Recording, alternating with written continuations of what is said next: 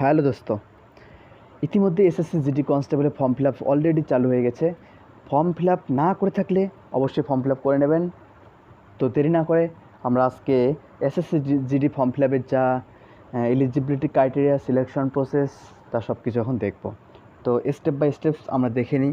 দেখুন, আপনার যে এসএসসি জিডি ফর্ম ফিল আপের যে নোটিফিকেশন বা নোটিশ দেখতে পাচ্ছেন, সেটা এখানে লেখা আছে কনস্টেবল জিডি কোন কোন পোস্টের জন্য অ্যাপ্লাই হবে। তা হচ্ছে NIA, SSF and rifleman in Assam Rifles, তার যে এক্সামিনেশন হবে 2021-এ। এখানে দেখতে পারছেন date of submission for application দেওয়া আছে 17/7/2020 থেকে 31/8/2020। লাস্ট ডেট জানতে পারতেছেন 31/8/2020-তে 23:30 শেষ হবে। তাহলে এখানে সবার শেষে দেখুন দেওয়া আছে schedule of computer based examination TIA 2, মানে হচ্ছে preliminary examination to be informed later. এটা হবে কম্পিউটার বেসড এক্সামিনেশন, যেটা বলে CBE। ঠিক, তারপরে আমরা নিচের দিকে আসবো। এখানে অবশ্য দেওয়া আছে যে application will be accepted through online mode only. কেবলমাত্র অনলাইন মোড অনলিতে অ্যাপ্লিকেশন অ্যাকসেপ্টেড হবে।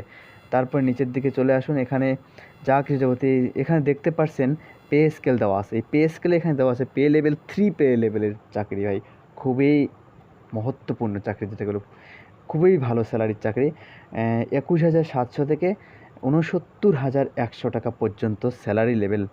ভেবে চিনতে ভাই অ্যাপ্লিকেশন কইরো, প্রচুর স্যালারি লেভেল। তারপরে আসি হচ্ছে এর ভ্যাকান্সি ডিটেলসে কী বলছে আপনারা দেখতে পারছেন। BSF, তো বিভিন্ন ক্যাটাগরিতে বিভিন্ন ভ্যাকান্সি দেওয়া আছে মেল অ্যান্ড ফিমেলের জন্য। আর হচ্ছে বিভিন্ন ফোর্সের যে বিভিন্ন যে স্টেপগুলো, সেগুলোর জন্য দেওয়া আছে। যেমন বিএসএফে দেওয়া আছে, SCতে দেওয়া আছে 1026, STতে হচ্ছে 603, OBCতে হচ্ছে 1453, আর বাকি সব জেনারেলের জন্য হচ্ছে 2690 দেওয়া আছে। বিএসএফের টোটাল মেল হচ্ছে 6413। আর ফিমেলের কথা যদি আমরা বলতে যাই, তাহলে ফিমেলই সেমভাবে দেওয়া আছে এখানে SC, ST, OBC, এবং টোটাল যেটা বলছে টোটাল ফিমেল হচ্ছে 1132 বিএসএফের ক্ষেত্রে। আর টোটাল হচ্ছে বিএসএফ শুধু ফিমেল এটা, আর এবং গ্র্যান্ড টোটাল ফিমেল আর মেল মিলে যদি আমরা দেখতে পারি 7545। তাহলে এখন আমরা CISF সেম কেস।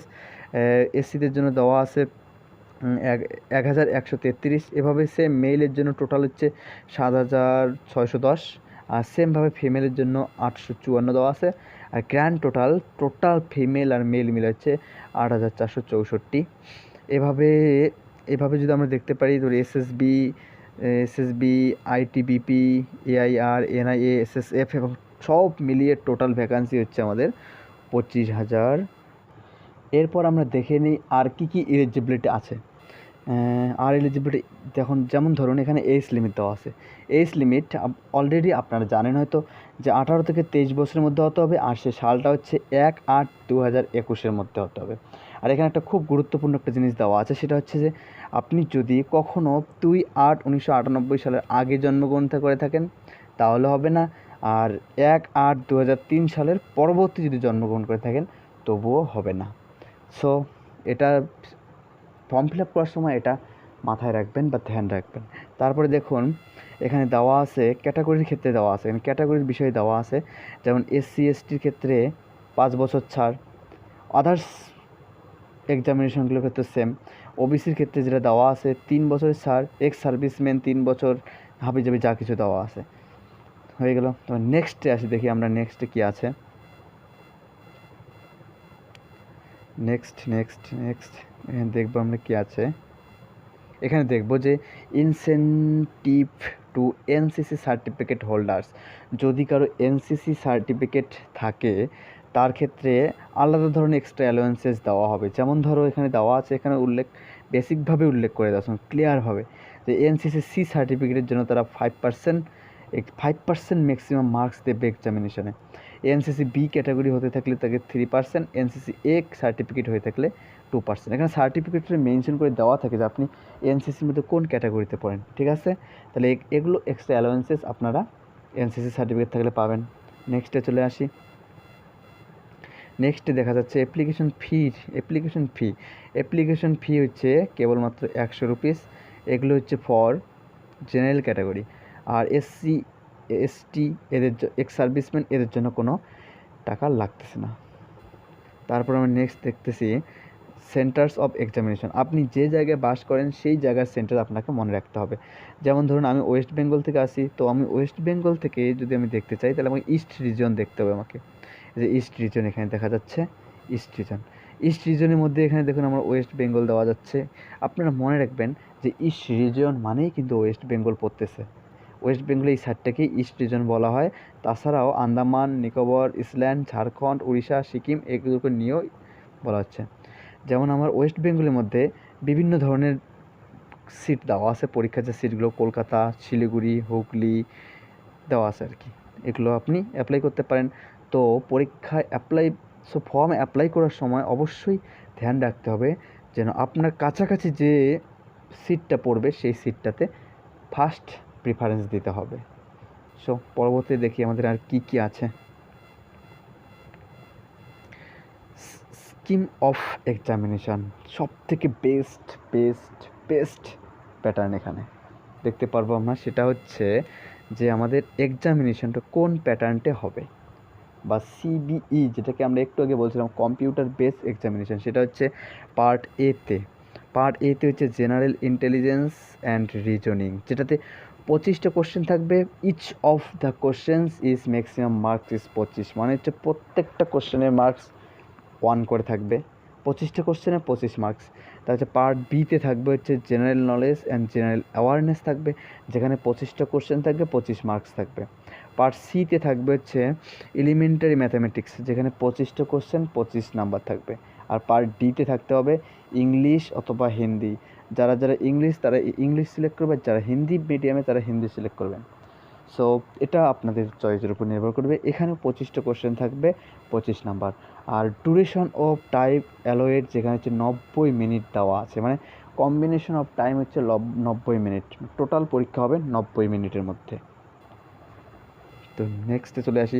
আর হ্যাঁ, এখানে একটা জিনিস মনে রাখতে হবে, প্রত্যেকটা সঠিক অ্যান্সারের জন্য প্রত্যেকটার জন্য 1 নম্বর করে পাওয়া যাবে। আর যদি ভুল অ্যান্সার যদি কেউ করে বা নেগেটিভ মার্কিং যেটাকে বলা হচ্ছে সেটা হচ্ছে 0.25, বা 4টা কোশ্চেনের জন্য 1 নাম্বার কাটা যাবে। তারপরে নেক্সটে আসতেছি, syllabus of the examination will as follows. Syllabus দেখতে হবে আমাদের। সেই সিলেবাসটা জেনারেল ইন্টেলিজেন্স অ্যান্ড রিজনিংয়ের মধ্যে কী পড়তেছে অ্যানালিটিক্যাল অ্যাপটিটিউড, অ্যাবিলিটি, সব কিছু দেখে নেবেন। তারপর হচ্ছে আমাদের জেনারেল নলেজ অ্যান্ড জেনারেল অ্যাওয়ারনেসের মধ্যে কী পড়তেছে সেগুলো দেখে নেবেন। তারপর হচ্ছে এলিমেন্টারি ম্যাথামেটিক্স কী পড়তেছে সেটাও আপনারা দেখে নিতে পারেন। আর হচ্ছে হিন্দি অ্যান্ড ইংলিশ তার সিলেবাসে কী আছে সেটাও দেখে নিতে পারেন। তারপর নেক্সট হচ্ছে physical efficiency test and physical standard test, very important all of the candidate. So examination তো খুব ইজি প্যাটার্নটি হচ্ছে, সেখান থেকে তো আপনারা সহজেই পাস করে যেতে পারেন, কিন্তু আপনাদের ম্যাক্সিমাম অফ দ্য স্টুডেন্টকে আটকাবে এই জায়গাটাতে, যেটাকে বলা হচ্ছে আমাদের পিইটি, যেটাকে বলে ফিজিক্যাল ইফিসিয়েন্সি টেস্ট, অথবা পিএসটি, যে ফিজিক্যাল স্ট্যান্ডার্ড টেস্ট। তো নেক্সট আসি, এখন দেখতে পাচ্ছেন আমাদের পিইটিতে কী বলা আছে, ফিজিক্যাল ইফিসিয়েন্সি টেস্টে কী বলা আছে। ফিজিক্যাল ইফিসিয়েন্সি টেস্টে বলা আছে 5 কিলোমিটার 24 মিনিটে দিতে হবে ফর মেইলের জন্য কিন্তু এখানে দেওয়া আছে যেগুলো হচ্ছে লাদাখ ছাড়া যেসব ক্যান্ডিডেট আছে, লাদাখে যারা বাস না করে সেই সব ক্যান্ডিডেটের ক্ষেত্রে এটা। আর সেম কেস ফিমেলের জন্য যারা লাদাখে বাস করে তাদের ছাড়া, যারা লাদাখে বাস করে না তাদের, যেমন আমরা ওয়েস্ট বেঙ্গলে বাস করি সেরকম ক্যান্ডিডেটে 1.6 কিমি যেতে হবে 8.5 মিনিটে। এখন হচ্ছে for candidate of Ladakh reason, যারা লাদাখে বাস করে, লাদাখ একটা জায়গা আছে সেখানে যারা বাস করে তাদের জন্য মেইলের জন্য হচ্ছে 1.6 কিলোমিটার হচ্ছে 6.5 মিনিটে, আর ফিমেল হচ্ছে 800 মিটার ইন 4 মিনিটে যেতে হবে। এটা হচ্ছে মেল আর ফিমেল লাদাখ আর এক্সেপ্ট ইন লাদাখ।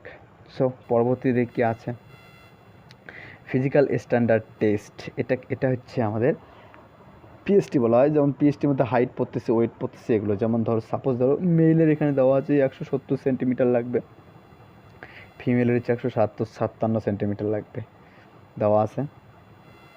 আর আপনারা যদি SC/ST থাকেন তাহলে সেটা এক্সট্রা অ্যালাউন্সেস পাবেন, সেটাও এখানে দেখে নিতে পারেন। যেমন ধরুন শিডিউল ট্রিপস ST যদি হয়ে থাকেন তো মেলদের হচ্ছে 162.5 আর ফিমেল হচ্ছে 150। আর যদি আপনাদের SC হয়ে থাকে শিডিউল এসসি ক্যান্ডিডেটের জন্য এখানে দেওয়া আছে, যেমন ধরো এসসিদের জন্য হচ্ছে 165 আর 155 ফিমেল, 165 মেল। তো দেখি নেক্সটে আমাদের কি আছে। এখানে চেস্ট সব কিছু দেওয়া আছে ফিজিক্যাল মেজারমেন্টের ক্ষেত্রে, যেমন হচ্ছে আনএক্সপান্ডেড, না ফুলিয়ে হচ্ছে 80 সেন্টিমিটার, আর ম্যাক্সিমাম 5 সেন্টিমিটার ফোলাতে হবে, ঠিক আছে। তারপরে আমরা দেখতে পাচ্ছি এখানে, তারপরে আর কি আছে, ওয়েট দেওয়া আছে। ওয়েটের হিসাবটা দেখো কেমন দেওয়া আছে, এখানে লেখাই আছে অলরেডি, এখানে ডিনোটেড করে দেওয়া আছে ওয়েটের হিসাবটা। ওয়েটের হিসাবটা এখানে দেখুন ডিনোট করে দেওয়া আছে। ওয়েটের হিসাবটা এখানে হচ্ছে proportionate to height and age as per medical standard. Height আর এজ এর প্রপোর্শনেট হিসেবে মেডিকেল স্ট্যান্ডার্ড হিসেবে তারা নেবে। মেডিকেল এক্সামিনেশন হবে তাদের জন্য, সবার জন্য মেডিকেল এক্সামিনেশন হবে, সেটা আপনারা দেখতে পারবেন শেষের দিকে। তো বন্ধুরা, এতটুকু পর্যন্ত হচ্ছে আমাদের নোটিফিকেশন, আমরা যতটুকু জানার এতটুকুর মধ্যেই জেনে গেছি। এখন হচ্ছে আপনাদের ভালোভাবে প্রিপারেশান নিতে হবে। আর হ্যাঁ, একটা সবথেকে গুরুত্বপূর্ণ জিনিস যেটার মধ্যে, সেটা হচ্ছে যে আপনাকে রেগুলারলি মাঠে প্র্যাকটিস করতে হবে এবং হাতে ঘড়ি নিয়ে অথবা মোবাইলের টাইম সেট করে, অ্যালার্ম সেট করে দৌড়াতে হবে যে আপনারা কতদূর যেতে পারছেন। হ্যাঁ, একটা জিনিস মনে রাখবেন, একদিনে তো আর দৌড়াতে পারবেন না, আস্তে আস্তে দৌড়ানোর চেষ্টা করবেন, ঠিক আছে। তো বন্ধুরা, আজ পর্যন্ত এটা। আর হ্যাঁ, পরীক্ষার জন্য অবশ্যই খাটবেন, কী পড়তে হবে, কেমনভাবে পড়তে হবে, এর জন্য ভিডিও আমি অবশ্যই দেবো। আর অ্যাপ্লিকেশন যদি করে না থাকেন তাহলে অ্যাপ্লিকেশন তাড়াতাড়ি করে নেবেন। যারা যারা এর জন্য অ্যাপ্লিকেবল বা যোগ্য তারা অবশ্যই করে নেবেন অ্যাপ্লিকেশন, ঠিক আছে।